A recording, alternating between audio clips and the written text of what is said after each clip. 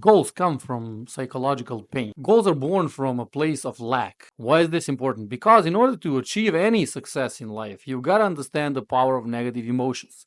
Negative emotions are a fuel like no other. When you say, this is it, enough is enough, never again, that's anger and disgust, and that's powerful beyond measure. Motivation and discipline are not part of goals.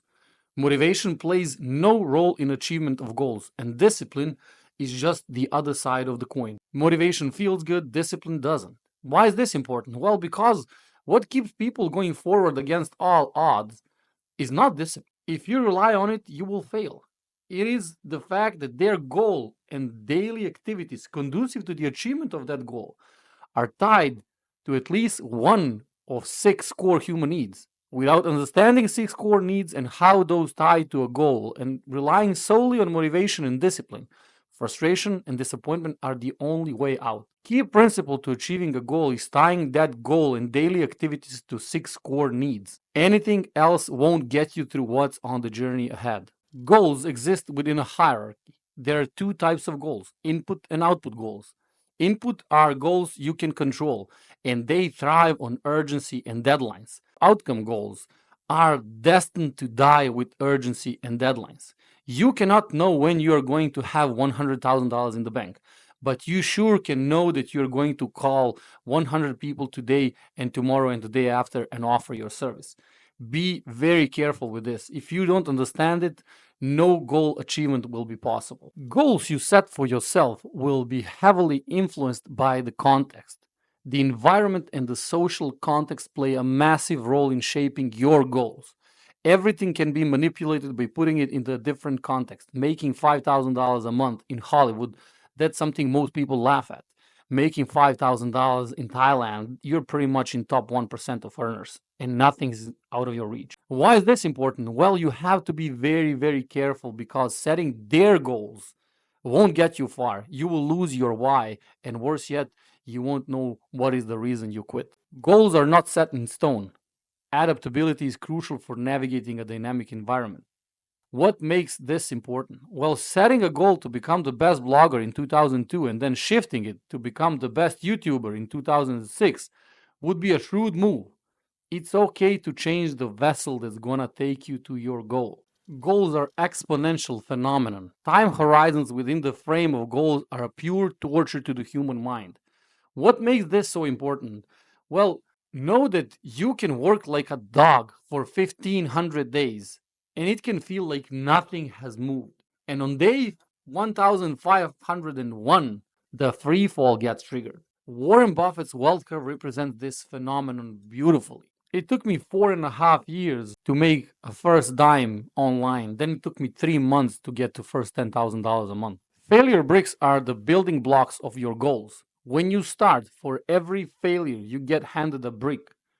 With those bricks, a staircase is built, enough stairs, and a goal shows up in front of your nose. Why is this important? Well, this brings failure to a whole new light. Every failure is a participation point. One who fails faster is destined to get to their desired goals sooner. Goals are future oriented. They point towards a desired state that does not yet exist, which implies that goals are not real. They do not exist. This is why goal cannot be achieved by simply reacting to the present. They need a plan in order to achieve them. We humans are the only species on the planet that can do that. Put something into the imagination and then achieve it in the real world. Merely achieving the goal means nothing. This is extremely hard to understand, especially at the very beginning when we would trade almost anything to get the money, find a girl, and get the abs. However, the whole purpose of a goal is who you have to become on the journey to achieve the goal. And the only reason we appreciate it and why it's worth going for it is the journey. Imagine if Mike Tyson had 50 and 1 versus 12-year-old girls. Or if LeBron scored 40,000 points against 9-year-olds. It's not the abs that give you confidence, but what you had to do and for how long and who you had to become to get them. The very nature of goals implies commitment and allocation of resources, time, energy, effort, and later on money. Without it, achieving the desired outcome becomes impossible. It can vary in strength, but it must be present to some degree. This is why visualization and manifestation are handy to a very small degree. I was visualizing my program in 85,000 word script for years. However, until I sat down and wrote it, somehow nothing happened. Goals give aim. When a goal is aligned with your core human needs, the world shuts down. Silence becomes a thing. Focus becomes a byproduct of silence. And success becomes a byproduct of focus. This is important because this is the only way to avoid falling prey to what society has in store for you. Goal will give you currency to measure everything with. Every drink and every doom scroll on social media will mean I don't get time, energy, and willpower to work on my goal. Goal striving mechanism is heavily exaggerated in men. Not having goals leaves you to the mercy of the society and brain entropy, and it's not pleasant. The amount of suffering you will endure in life is in direct proportion to how hard you will try to suffocate this inside you. You are a goal seeking machine. Use it. Removing chaotic stimulus from your life, which is your phone, makes progress towards a goal become addictive. Body is an adaptation machine. Dopamine receptors evolved.